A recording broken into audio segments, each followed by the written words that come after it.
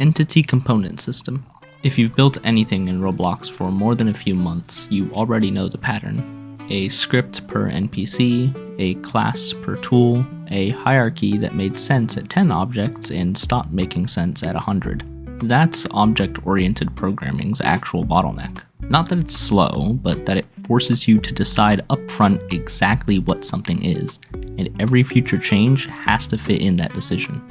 Need a flying NPC? Extend the base class. Need a swimming NPC too? Extend it again. Need something that's both? Now you're rewriting the entire hierarchy or copy and pasting logic between two branches that were never supposed to talk to each other. And ECS never asks that question because an entity isn't a type. It's just whatever data happens to be attached to it. Flying and swimming stops being a redesign. It's two components on the same entity, and nothing else in the project has to change. Okay, so we're going to cover 4 ideas today. Entities, components, and systems. These are the actual building blocks and how they attach. Sparse-dense sets. This is how component data is actually stored. Generational handles. This is how entity IDs stay safe to reuse. The scheduler. This is how systems run in the right order every frame without one broken system taking the rest down with it. Some things to be aware of before we start. Everything from here on is actually what's happening underneath the ECS, specifically in LuaU on Roblox. If you already know what a component or a system is, feel free to skip ahead, I won't be offended. With all of that out of the way, let us begin. Entities, components, and systems. 3 words, and each one means exactly what it says. The 3 pieces. An entity isn't an object, it's just a number, an ID. Nothing attached to it by default. A component is pure data. No functions, no behavior, just the fields a piece of gameplay needs. Things like health, position, or velocity. You attach components to an entity by ID. A player entity might have health and position, and a projectile might have position and velocity, and nothing else. A system is pure behavior, no data of its own. It asks for every entity that has a certain set of components and runs logic over all of them at once. Damage isn't a function on a player class. Instead, it is a function connected to a signal. Fire it with an entity and an amount, and it subtracts from health, which of course would be a component. Why this matters more on Roblox. The default way most people build on Roblox is a script or a class per object. An NPC script, a tool script, each one holding its own state and its own loop. And that's fine for a handful of objects. But it falls apart once you have hundreds of NPCs, each running their own independent logic every frame, competing for the same thread. And ECS collapses all of that into one system per behavior, looping over packed arrays of data instead of hundreds of separate objects, each doing their own thing. Same behavior, same entity count, but now it's one cache-friendly loop instead of hundreds of independent ones fighting for the same frame budget. Sparse-dense sets. This is the data structure that stores every entity's component data, and it's built to make one operation as fast as possible, looping over every entity that has a given component. The problem. The obvious way to store which entities have health is a dictionary, a health table, and then your index is the entity, and then you set that equal to the data. Not every entity has health, so keying a table directly by entity index means either huge gaps or falling back to hash lookups.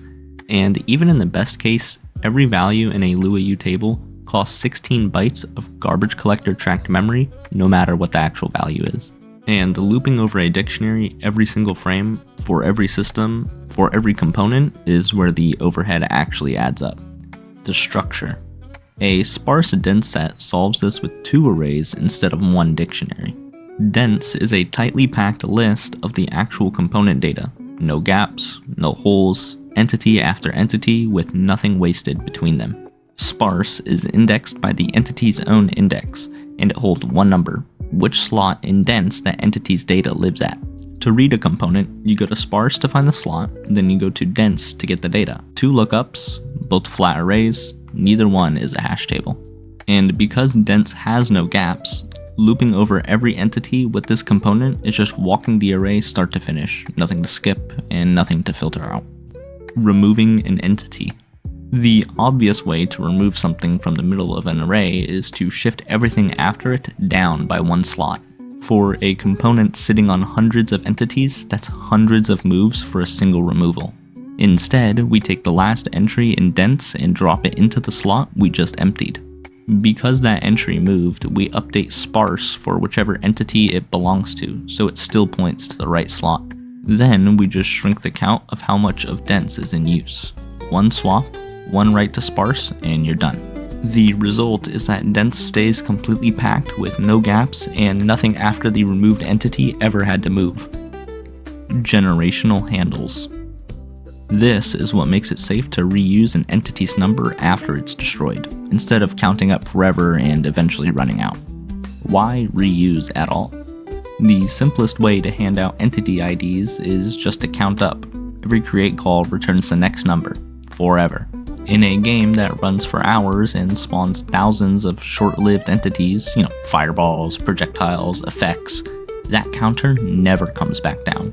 Even though almost every one of those numbers refers to something that's long gone, the number line keeps climbing until it hits a wall.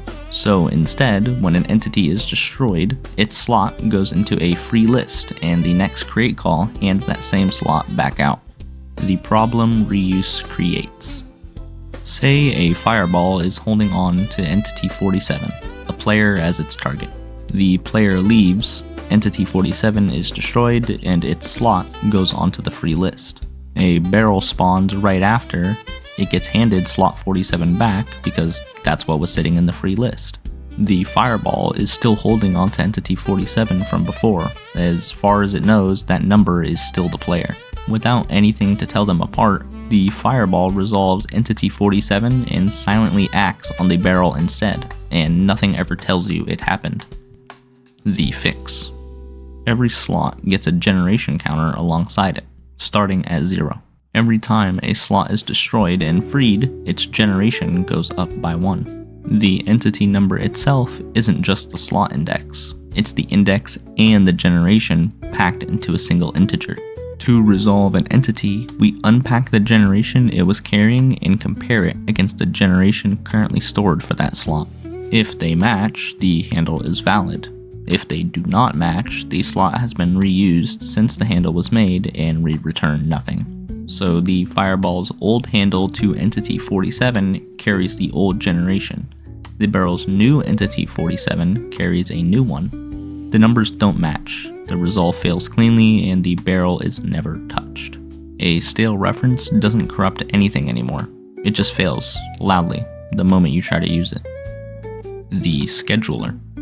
This is what decides when each system actually runs, and it's the difference between an order you can reason about and an order that's whatever happened to connect first. The problem. The simplest way to run systems is to just connect each one to Heartbeat independently and let them all fire. With no shared order, you have no guarantee whether movement runs before or after damage on any given frame. And if one of those connections errors, Roblox keeps running everything else, but you have no idea what state that leaves the rest of your systems in. Phases and priority. A scheduler groups systems into phases, things like physics and gameplay, so you always know the broad order things run in. Inside a phase, each system gets a priority number, so two systems in the same phase still run in a defined, repeatable order. Instead of whatever order Heartbeat happened to connect them in, you get an explicit, readable order. Physics runs, then gameplay. Every single frame, the same way. Fault isolation. With dozens of systems running every frame, eventually one of them is going to error. Without protection, an error partway through a system can leave data half updated, and depending on how the error propagates, it can take other systems down with it. Each system runs wrapped in its own protected call. If it errors, that one system's update is skipped for the frame, logged, and everything else keeps running untouched. One broken system becomes a warning in the output, not a crashed game. And because the order was explicit to begin with, you know exactly which system broke and where it sits in the frame. How they fit together. Composition. Sparse-dense storage, generational handles, and the scheduler all solve different problems, but together they're what make ECS actually work at scale. Composition over inheritance is what makes an entity flexible. It's just whatever components you've attached, nothing more. Sparse-dense sets make it fast to store and loop over component data, because everything lives in flat, packed arrays instead of hash tables. Generational handles make it safe to reuse an entity slot, because a stale reference gets caught, instead of silently corrupting the wrong entity. The scheduler makes it predictable, running every system in an explicit order and keeping one broken system from taking the rest of the frame down with it. None of these ideas are complicated on their own. What makes an ECS fast and safe at the same time is that they were all built to lean on each other. This is the part nobody sees when they're just calling add and get, but it's the reason it's still fast 1,000 entities in. I hope you now understand how something as simple as flat arrays, a version number, and an explicit order is what keeps an entire ECS from falling over as it scales.